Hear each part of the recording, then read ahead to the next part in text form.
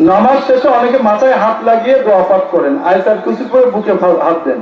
মাথায় হাত লাগিয়ে দোয়া সুন্নতে নেই। ইমামের সালাম ফিরানোর পর মুক্তাদিরা বা ইমামও মাথায় হাত রেখে দোয়া পড়ে। রাসূল সাল্লাল্লাহু আলাইহি সাল্লাম এবং সাহাবায়ে কেরাম এটা করেছেন, এই মর্মে সহিহ কোনো দলিল নাই। ফরজ নামাজের পর মাথায় হাত রেখে সাতবার ইয়া কবিয়্যু পড়া হাদিস থেকে সাবিত নাই, হাদিস থেকে প্রমাণিত নাই।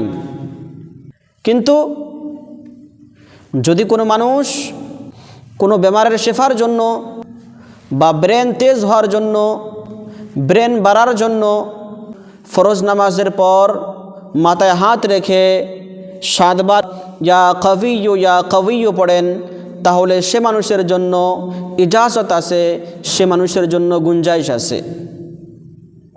কিন্তু হাদিসের মধ্যে ফরজ নামাজের পর সাতবার মাথায় হাত রেখে ইয়া কবিয়্যু পড়া সাবিত নাই।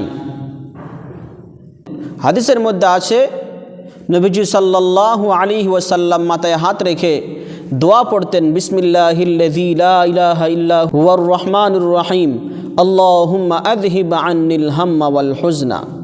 এই দোয়াটি পড়তেন।